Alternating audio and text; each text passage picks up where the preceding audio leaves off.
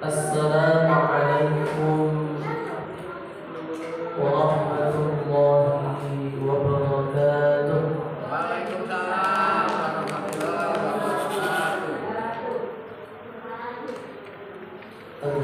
wabarakatuh.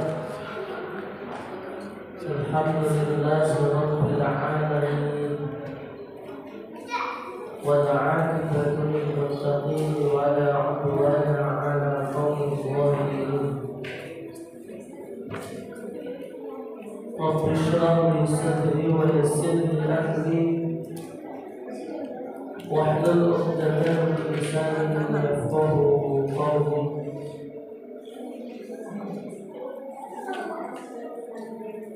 اللهم صل وسلم وبارك على نبينا المصطفى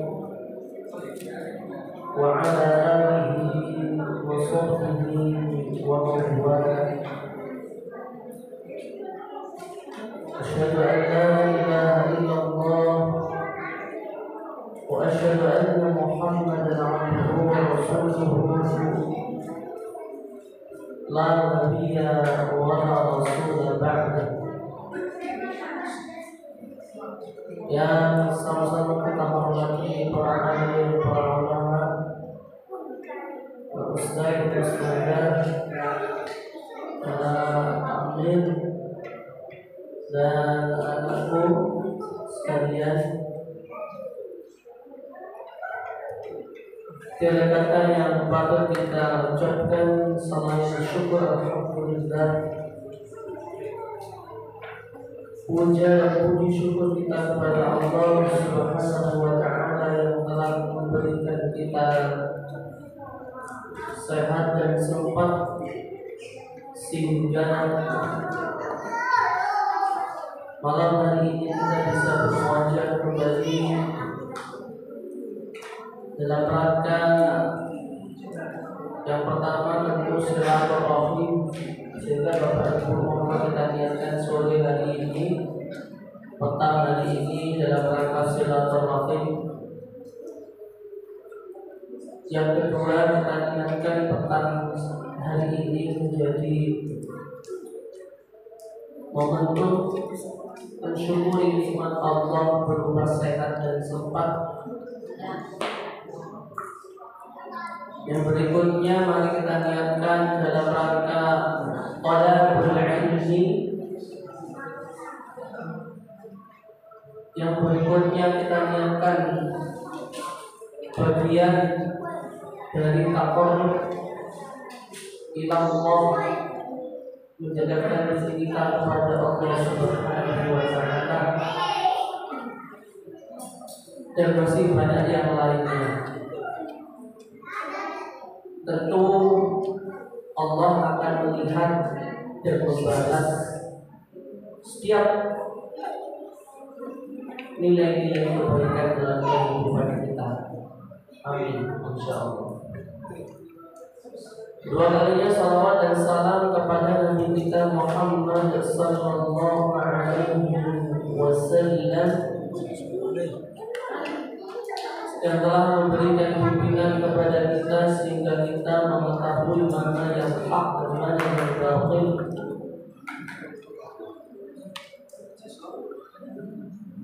Dengan harapan ketika kita mengetahui mana yang hak dan mana yang batil, Allah berikan kekuatan kepada kita untuk menjalankan nilai kebaikan itu dan menjauhi serta meninggalkan apa yang tidak baik. Sebab hari ini sekalian yang dimuliakan oleh Allah Subhanahu wa Ta'ala,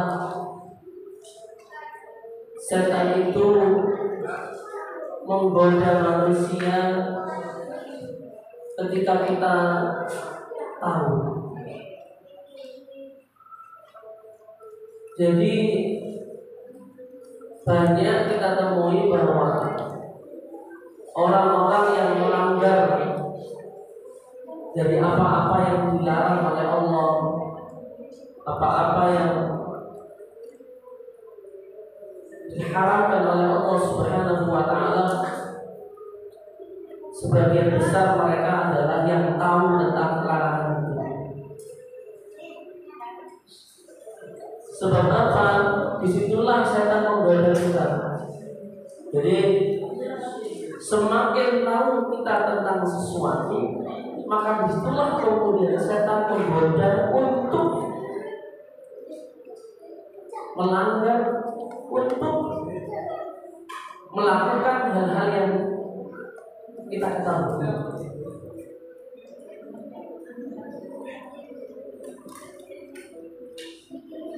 Jamaah sekalian yang dimuliakan oleh Allah Subhanahu wa Ta'ala, maka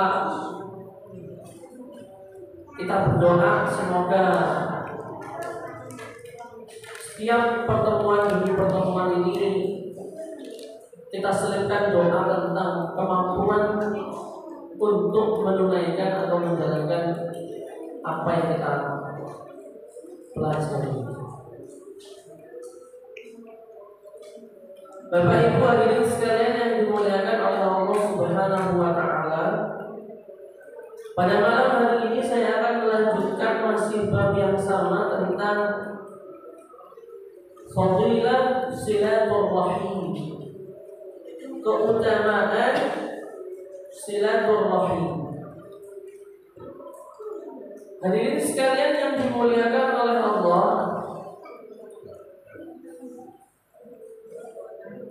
kemarin kita telah mengenal bahwa silaturrahim itu berasal dari dua kata dalam bahasa Arab, yakni as-silah dan ar-rahim. As-silah itu dimaknai menyambung sesuatu yang terputus. Jadi as-silah itu maknanya adalah menyambung sesuatu yang putus. Ar-rahim itu sendiri merujuk pada kerabat, merujuk pada keluarga. Jadi sanak saudara yang dimaksud ar-rahim itu adalah sanak keluarga, kerabat. Lebih khusus di situ menggunakan kata ar-rahim, artinya satu darah. Mas, jadi kenapa dalam Islam ada as-silaturrahim? Kenapa Allah membahas tentang silaturrahim? Kenapa Rasulullah SAW membahas silaturrahim? Artinya ada sebagian orang yang mencoba untuk memutus hubungan kekeluargaan. Maka di dalam Islam ada as-silaturrahim. Para ulama mengatakan bahwa tidak sedikit di antara mereka terpecah belah sekalipun dia satu darah. Bahkan kalau tidak salah di dalam hadis ini juga saya sampaikan bahwa Rasulullah SAW menyampaikan terkait dengan pentingnya silaturahim di saat momentum pertemuan keluarga. Di dalam hadis yang ke-48 kemarin saya sampaikan, ya Bani Ka'b ibnu Lu'ay, ya, kemudian ya Bani Abdi Manaf, ya Bani Hashim, ya Bani Abdul Muttalib, ya Fatimah binti Muhammad. Intinya sama. Intinya adalah angkitu anfusakum minan nari. Kekhawatiran Rasulullah tentang masuk kita ke dalam neraka. Dan satu di antara alasan kenapa seseorang itu bisa masuk neraka, kata Rasulullah, فَإِنِّي لَأَمْلِكُ لَكَ مِنَ اللَّهِ شَيْئًا غَيْرَ أَنَّ لَكُمْ رَحِمًا سَأَبَلُّهَا بَبِلَالِهَا. Di antara alasan mereka masuk neraka itu, kata Rasulullah, adalah mereka yang kering terhadap saudaranya. Bahkan saya juga menjelaskan tentang kenapa Rasulullah menggunakan kata sa'aballuha babilaha, ya, berasal dari kata anbilali yang maknanya basah. Para ulama menafsirkan tanah yang basah itu identik dengan satu sejuk, identik dengan subur, identik dengan seger, identik dengan yang bisa bertumbuh dan bisa berkembang. Disitulah kemudian makna kata silaturahim yang dimaksudkan oleh Rasulullah SAW di dalam hadis itu adalah bagaimana hubungan kekeluargaan yang kita miliki itu basah terus. Maksudnya gimana basah terus? Apakah hujan terus? Tidak. Tapi bagaimana hubungan kekeluargaan itu harmonis, menyejukkan, menyenangkan,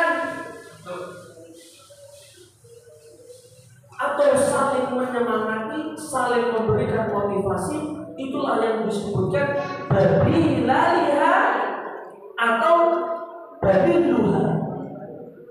Silaturahim itu bermakna bagaimana dia bisa memberikan kesejukan.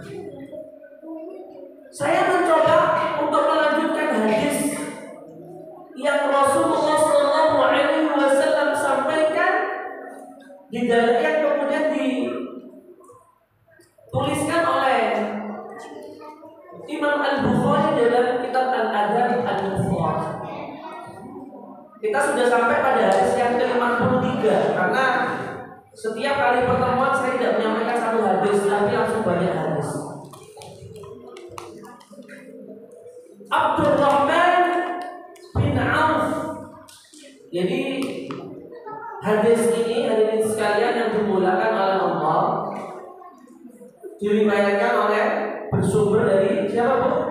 Abdurrahman bin Auf, salah satu sahabat ya yang dijamin oleh Rasulullah masuk surga.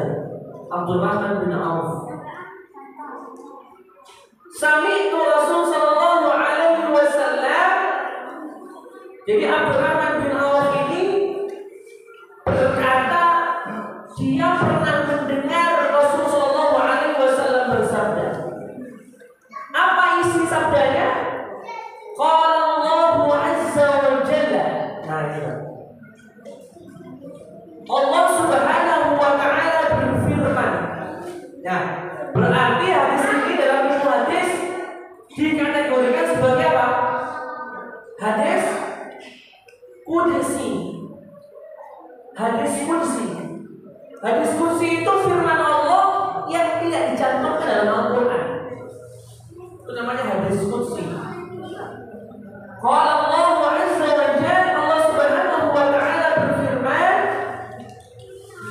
Ana Ar-Rahman. Kata Allah, aku adalah Ar-Rahman. Wa ana khalaqatul rahim. Dan aku yang menciptakan rahim itu.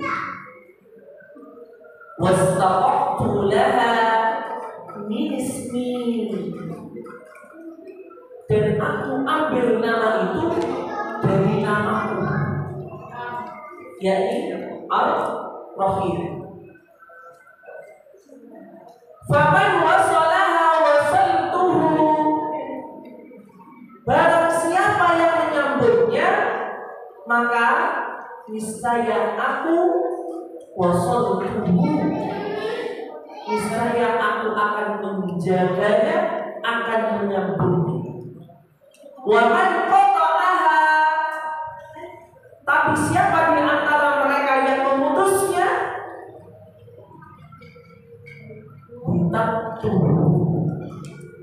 maka aku akan memutusnya. Hari ini sekalian yang dimuliakan oleh Allah Subhanahu wa Ta'ala, ini hampir mirip dengan hadis yang ke-54. Hadis yang ke-54 ini diriwayatkan oleh Abdul Abbas. Abdul Abbas, bukan Ibnu Abbas, beda ya. Dari Abdul Abbas, ia berkata, saya pernah menemui Abdullah bin Amr. Jadi Abdullah bin Amr dalam sebuah kisah pernah berkunjung ke kebun miliknya Abdullah bin Amr Abbas di daerah Taif. Mungkin yang sudah pernah umrah atau haji, biasanya kalau musim seperti dingin seperti ini itu sangat cocok untuk wisata ke Taif. Jadi wisata Taif itu tidak jauh dari kota Mekah, ya, tidak jauh dari kota Mekah, yang kurang lebih sekitar 200 kiloan ya, sama seperti Surabaya Malang. Kalau mau ke Taif itu sekitar 1,5 sampai 2 jam.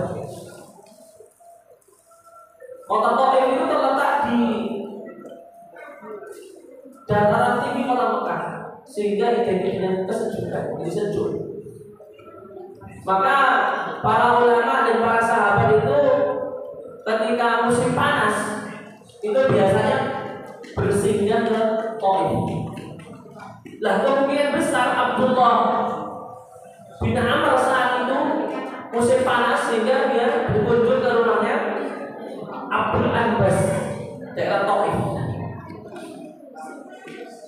Kemudian Abdul Abbas ini berkata, "Aqafalana Nabi sallallahu alaihi wasallam isba'ahu faqal."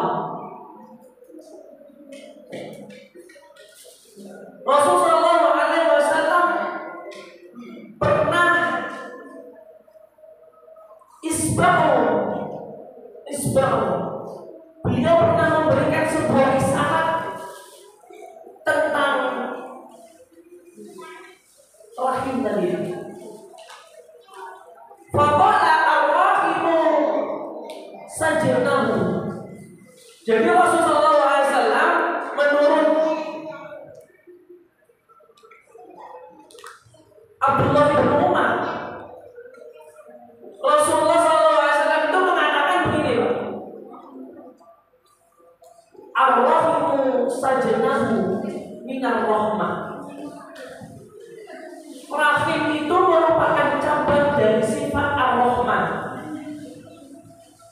Di saat itu Rasulullah memberikan sebuah isbah, memberikan sebuah isyarat dengan menggenggamkan jari jemarinya seperti ini. Jadi Rasulullah satu ketika mempertemukan atau menghilangkan jari jemarinya seperti ini, kemudian mengatakan ar-rahimu sajnah, bahwa rahim itu merupakan cabang dari sifat Allah yang bernama ar-rahman.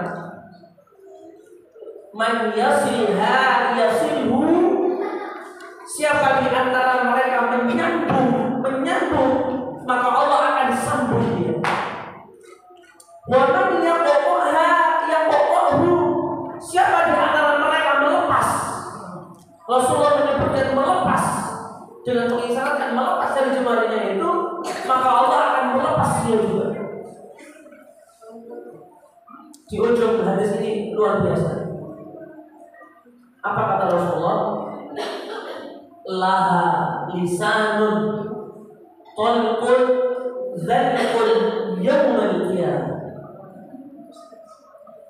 Maka ketika di hari kiamat nanti, kata Rasulullah, lisanun talqul dzalqul, nanti rahim itu punya perkataan, punya lisan yang tajam sekali. Artinya, Bapak Ibu sekalian, adik-adik yang dimuliakan oleh Allah, ini menjadi suatu hal yang sangat penting untuk kita perhatikan. lakukan terkait dengan silaturahim.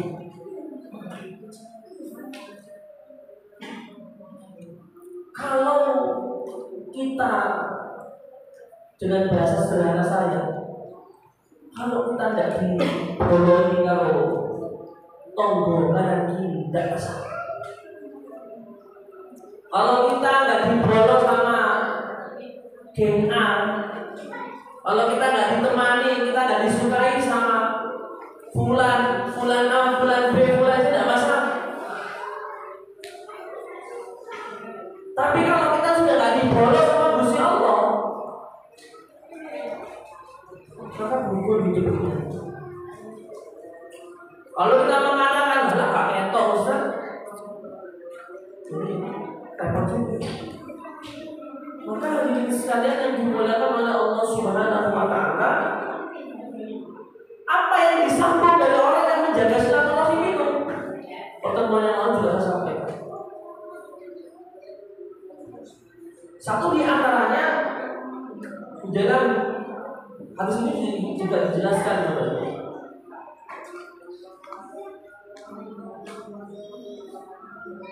bahwa Allah Subhanahu wa Ta'ala akan menyambut umur.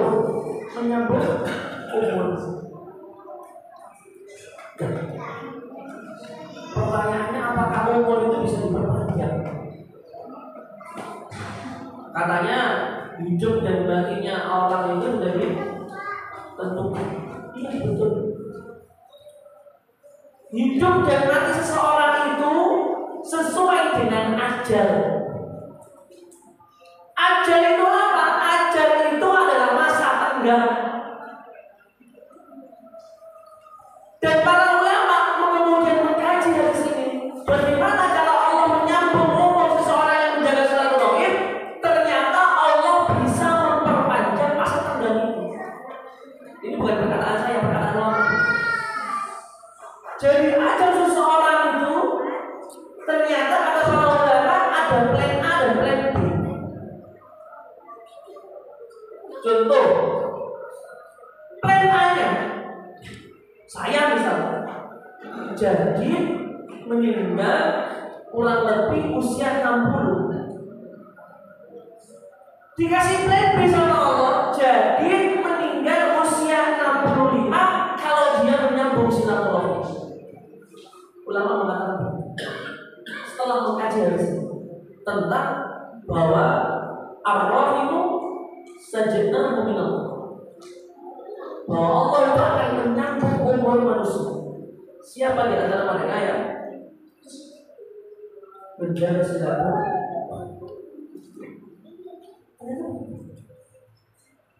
Lah mungkin di antara kita yang mungkin sudah merasa yang mendekati, mungkin bisa memperpanjang. Kalau tidak besar. Termasuk yang kedua, apa yang disampaikan oleh Allah ketika seorang itu mampu menjaga silaturahim adalah rezekinya.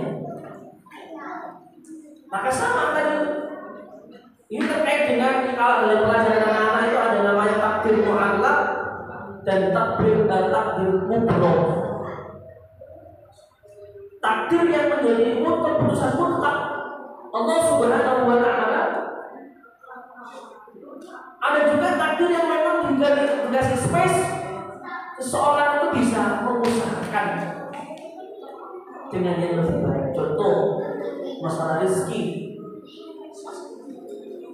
Allah menggariskan jadi rezekinya sekian, tapi karena jadi mampu menjaga silaturahim, rezekinya ditambah. Seperti itu.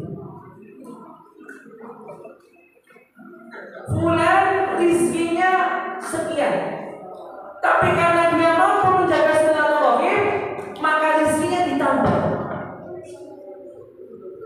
Itu cara berpikir begitu, kata para ulama. Dan hadirin sekalian yang dimuliakan oleh Allah Subhanahu wa Ta'ala, kembali lagi pada hadis yang ke-53 dan yang ke-54. Faman wasalaha wasaltuhu. siapa di antara mereka yang mampu menyambung, maka Allah akan sambung.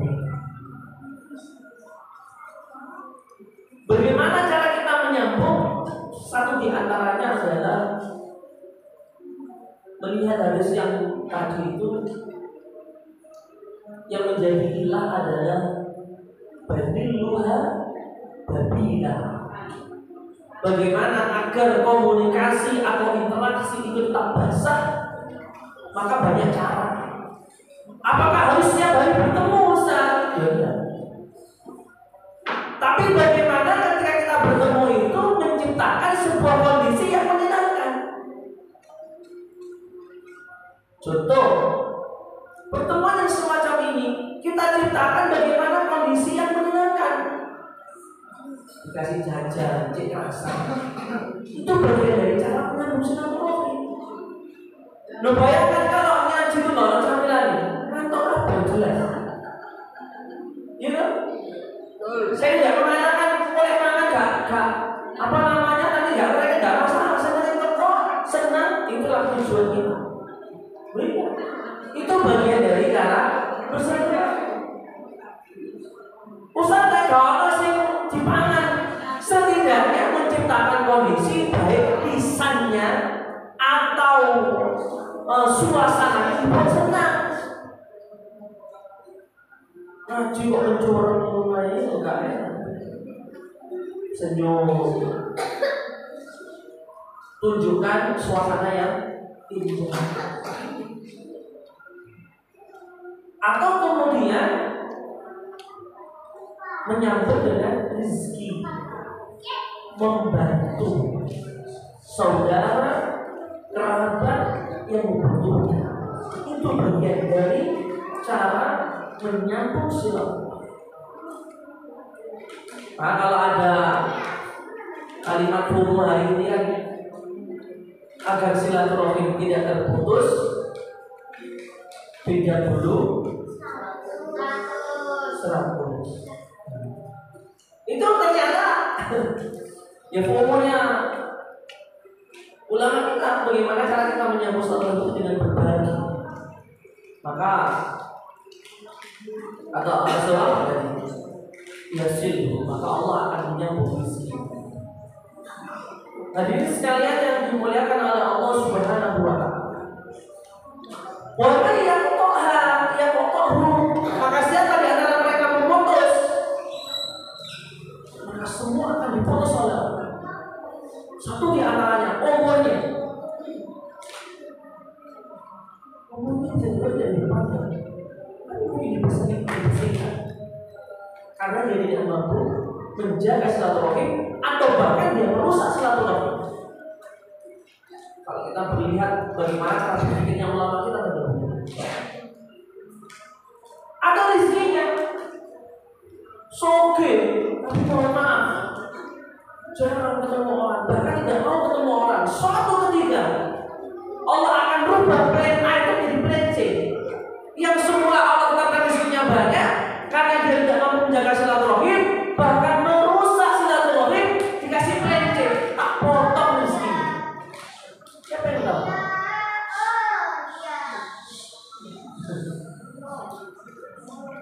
Bukan begitu, ya, maka hadirin sekalian yang dimuliakan oleh Allah Subhanahu wa taala. Dan ini juga bagian cara kita.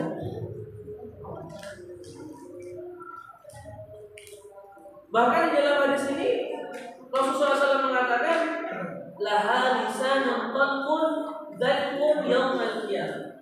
Ketika di hari kiamat, rahim itu nanti punya lisan, punya perkataan yang sangat tajam. Artinya apa? Dia akan mengecam siapa di antara kita yang merusak silaturahmi. Sekali lagi Bapak Ibu, silaturahim yang dimaksud oleh Rasulullah SAW dan Allah Subhanahu wa taala adalah hubungan keluarga terdekat, ayah, ibu, anak, cucu, cicit, hubungan harus dijaga.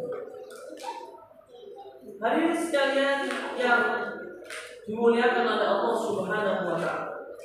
Mari kita lanjutkan di hadis yang ke-56. An Anas bin Malik anna Rasulullah sallallahu alaihi wasallam, dari Anas bin Malik bahwasanya Rasulullah SAW bersabda, man ahabba an yabsata lahu fi rizqihi wa an yansa'alahu fi atharihi falyasil rahimah. Nah, maknanya sama-sama tadi. Siapa di antara mereka ingin dilapangkan rezekinya, dipanjangkan umurnya, hendaklah mereka menyambung silaturahmi. Ya. Kemudian Imam At-Tirmidzi juga menjelaskan, ya, bahwa yang dimaksud ayat sa'alahu fi atharihi, ditambahkan umurnya, itu dinamai terkait dengan tidak hanya durasi ajal, tapi nilai kebaikan yang dikeluarkan atau yang dilahirkan dari seorang yang menjaga silaturahmi itu, kebaikannya akan terkenang sepanjang masa. Ketika dia mampu menjaga silaturahmi, nilai kebaikan yang dia lahirkan itu abadi. Bukan nilai kebaikan yang abal-abal, tapi menjadi nilai kebaikan yang abadi yang terus dikenang.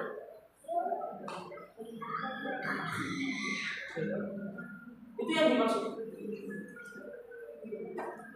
Termasuk juga ada beberapa penjelasan tentang bagaimana Allah memanjangkan umur dan menambah rezeki itu di dalam firman Allah Subhanahu wa taala dalam surah Al-Lail. Fa amma man a'ta wattaqa wa saddaqa bil husna fasanuyassiruhu lil yusra wa amma man bakhila wastaghna wa kadzdzaba bil husna fasanuyassiruhu lil usra. Adapun orang-orang yang memberikan hartanya di jalan Allah dan bertakwa dan membenarkan adanya pahala yang terbaik di surga, maka kami telah akan menyiapkan baginya jalan yang mudah. Ketika dalam ketetapan rezeki itu kita, misalkan kalau dinilai rezeki kita ini cukup dengan 3 juta sebulan, tapi kita mampu berbagi, mampu menjaga silaturahmi itu dengan bersedekah, maka apa kata Allah? Dengan itu, wasaddaqa bil husna fasanuyassiruhu lil yusra. Maka Allah akan mudahkan untuk mencari rezeki itu sehingga jatah rezekinya ditambah. Tapi berbeda dengan kata berikutnya ini. Wa amma man bakhila wastaghna wa kadzdzaba bil husna. Tapi siapa di antara mereka bakhil, pelit, kolot, dalam artian dia soge, tapi kemudian dia tidak mau berbagi, dia tidak mau bersilaturahmi, tidak mau bertemu dengan orang, malas interaksi, wa kadzdzaba bil husna, bahkan dia suka membohongi orang, fasanuyassiruhu lil usra, maka Allah akan sulitkan jalan dia untuk mencari rezeki. Rezekinya 4 juta, tapi karena dia pelit, tidak mau berbagi, tidak mau silaturahmi, maka fasanuyassiruhu lil usra, maka Allah akan sulitkan, dalam arti dalam tafsir disebutkan ini dipersempit. Maka ini sekalian yang dimulakan oleh Allah, cara untuk menggapai rezeki itu selain usaha, satu di antaranya jalan tercepat untuk mengakses rezekinya Allah juga adalah silaturahmi. Kalau bahasa kita, perbanyaklah relasi. Sebab apa? Itu keuntungan yang sangat luar biasa. Banyak contoh di luar sana, atau mungkin contoh pribadi. Kita ini bayar berapa? tidak ada apa-apa. Tapi kemudian kita mampu menjalin relasi, rezeki itu mengalir terus. Atau mungkin sebagian kita sudah pernah membuktikan hal itu tentang adanya relasi. Ketika kita mampu membangun relasi, atau misalkan kita dalam bisnis ya, terutama bisnis. Ketika bisnis itu banyak relasi, cepat ya. Saya punya teman bisnisnya sekarang bisnis umroh. Dulu teman saya di IMM, padahal dia nggak jauh beda sama saya. Umurnya 2 tahun di atas saya. Bisnisnya luar biasa. Kenapa? Karena dia mampu membangun relasi. Bahkan dia punya channel ke Mesir. Kemarin terakhir dia habis sekolah di Mesir selama 2 minggu di Mesir, di Turki, di Dubai. Gratis punya relasi. Selain punya ilmu, dia punya relasi. Sekarang punya umroh sendiri. Alhamdulillah tak sepik-sepik, aku dijak bisnis. Dalam artian promosi. Makanya dia kalau mau umroh hubungi saya, tak kasih harga murah. Insya Allah sesuai dengan syariat, sesuai dengan bimbingan Ustaz Aceh Muhammad. Jadi tidak sombong, tidak apa-apa. Kami kalau umroh 2 kali gratis, gak bayar belas. Kenapa? Karena relasi. Dan itu bagian dari silaturahim. Relasi itu alias bahasa kerennya dari silaturahim. Relasi itu tentu relasi yang dimaksudkan atau silaturahim yang dimaksudkan itu kemudian tujuannya silaturahim hanya untuk pekerjaan. Ya, bukan itu yang kita harapkan, tapi itu bagian dari bonus. Karena mohon maaf, kita ini sebagian besar kalau ibadah tidak diiming-imingi dunia, sholat oleh apa? Oleh tenang, sholat tenang belas ini. Maka dikasih AC, tenang kan? Diiming-imingi paling enggak dengan sholat, isok tenang karena enggak subuh. Dikasih iming-iming dunia dulu.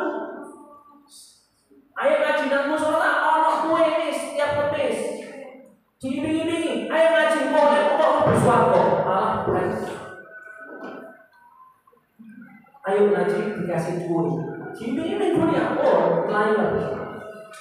Apalagi anak-anak muda ini. Ayo ngaji oleh apa? Oleh pahala.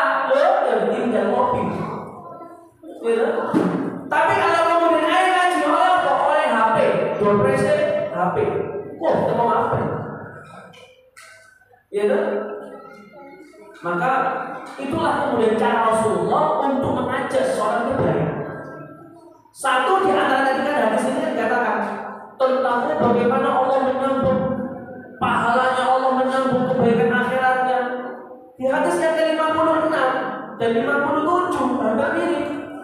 Rasulullah menyampaikan bahwa falyasil rahimahu ayya besarlahu fi rizqihi. Siapa di antara mereka mampu menjaga silaturahim, kata Rasulullah, disambung rezeki, diiringi dunia. Bapak Ibu hadirin sekalian yang dimuliakan oleh Allah Subhanahu wa taala, tentu ini jadi motivasi. Sehingga ketika kita mampu melakukan syariat dengan baik, keuntungan itu tidak hanya akhirat, keuntungan juga dunia. Bahkan mungkin sering disampaikan oleh Ustaz Afwan, Ustaz Abbas, oleh bapak-bapak yang lain bahwa ketika kita mampu meniatkan sesuatu karena Allah, maka keuntungannya tidak hanya akhirat, maka dunia akan ikut. Layaknya kalau guru kita mengatakan, kamu jangan mengejar bayangan, tapi kejarlah apa yang kamu impikan. Jalan terus saja, niscaya bayangan itu akan ikut. Tapi kalau kamu ngejar bayanganmu, nggak akan iso dan nggak akan mampu. Sama seperti yang gambaran bahwa ketika kita melakukan sesuatu karena dunia,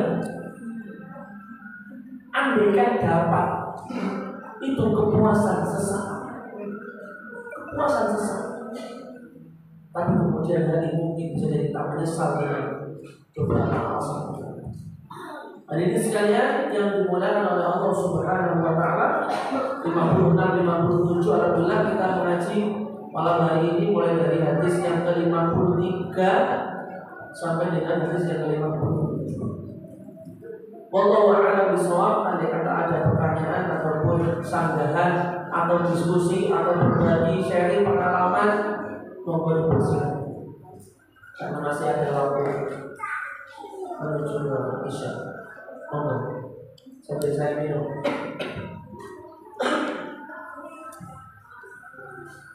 Monggo dimakan ya, udah habis.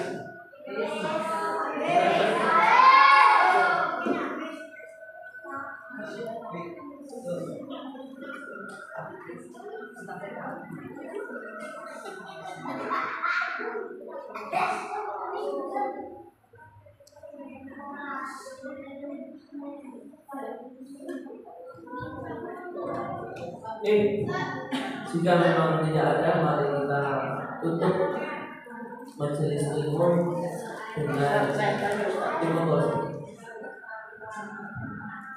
Kalau silaturahim, kalau mereka silaturahim kemudian dibalik orang silaturahim kan artinya menyenangkan suasana seperti kami bersama yang tapi begini saya melihat silaturahim dua orang sudah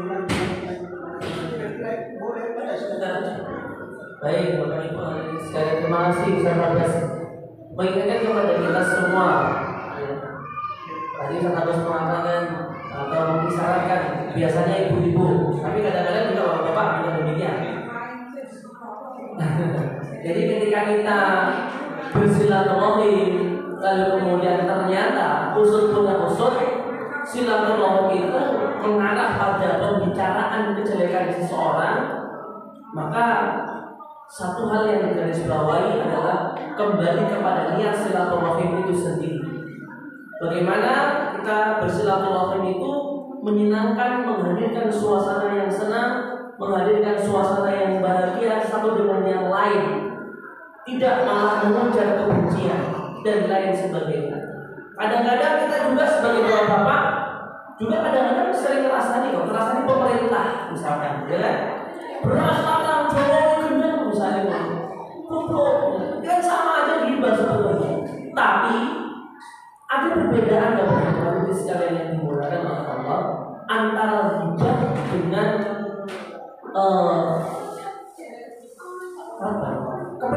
kepentingan kebaikan. Misalkan begini, seorang pimpinan dalam perusahaan atau dalam sekolah, misalkan kami ini termasuk pimpinan di sekolah, masuk di staf. Di stafnya juga kadang-kadang membahas kejelekan orang, menjelaskan atau membicarakan tentang kejelekan guru misalnya. Apakah ini termasuk ghibah? Dalam syariat tidak termasuk. Kenapa? Karena ada solusi yang kita hadirkan setelah membicarakan. Nah, maka ibu-ibu, saran saya atau kita semua, ketika tidak mampu memberikan solusi bagi orang yang berbuat jelek itu, maka nggak usah dibicarakan. Itu gampangnya begini. Jadi ketika kita membicarakan kekurangan seseorang, tidak mampu memberikan solusi, jatuhnya ghibah. Diharapkan oleh Allah, justru malah silaturahimnya menjerumuskan. Itu bukan silaturahim namanya, tapi itu tidak termasuk pada majelis rasan-rasan atau majelis ghibah. Terima kasih saudara. Ini juga menjadi perhatian kita bersama dari sekalian yang dimuliakan oleh Allah. Terus sekali lagi, bagaimana cara menghindari itu? Memang halus sekali, halus sekali. Maka pandai-pandai kita mengatur hati, pandai-pandai kita mengatur lisan kita. Sekalipun mohon maaf berbicara dengan suami istri. Suami istri itu juga kadang-kadang obrolannya juga kadang-kadang penting, saling konflik. Selama kita tidak mampu memberikan solusi dari kekurangan seseorang, maka jangan kita omongkan kekurangan itu. Apalagi kita tidak bisa lebih baik dari orang. Jadi jangan sekali-kali membicarakan kekurangan orang ketika kita tidak mampu memberikan solusi dari kekurangan itu, dan kita tidak bisa lebih baik daripada orang. Kenapa? Karena ketika kita ini tambahan aja Bapak Ibu, karena di sebagai bahan diskusi kita malam hari ini. Ketika kita melihat kekurangan seseorang, maka lihatlah dengan kacamata iman. Bagaimana caranya? Satu di antaranya, kenapa orang itu bisa berbuat seperti itu? Pasti ada alasannya. Katakanlah seorang itu mencuri, maka bagaimana kita melihat orang yang mencuri itu alasannya apa? Umar ibn Khattab ketika menjadi khalifah, sebelum Umar, orang mencuri dipotong tangannya. Dan ketika Khalifah Umar menjabat, baru pertama kali ada orang mencuri nggak dipotong tangannya. Dan saat itu sahabat repot. Umar, ini hukumnya Rasulullah, hukumnya Islam, orang yang mencuri harus dipotong tangan. Itulah kehebatan Umar. Umar itu cerdas sekali. Dia mengatakan, tanya kenapa orang mencuri? Kalau mencuri karena dia butuh. Justru kita yang dosa ketika dia tidak mampu melihat ketika ada orang itu butuh bahkan sampai dia mencuri. Bahkan Umar kami menyalahkan sahabat saat itu. Nah, ini yang menjadi perhatian kita, termasuk menjadi hukum di Indonesia.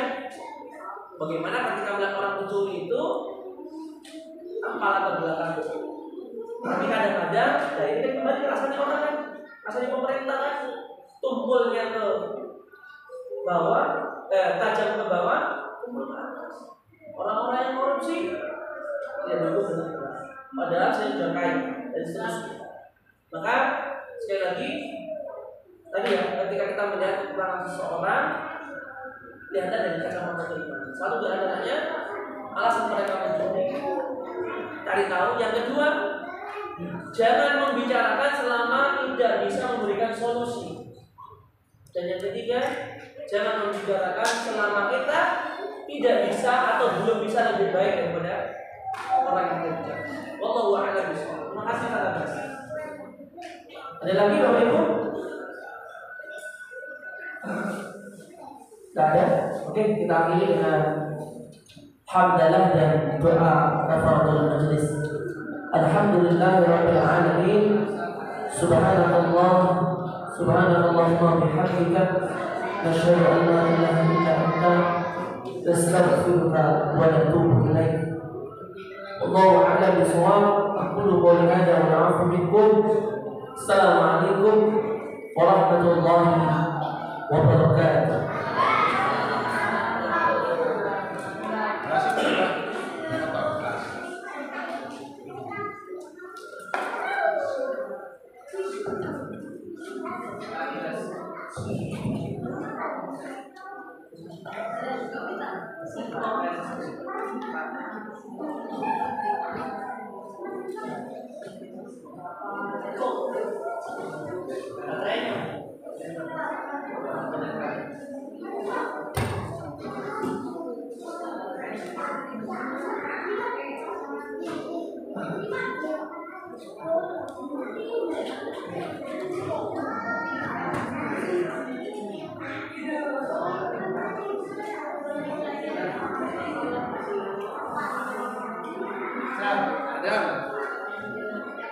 Ada.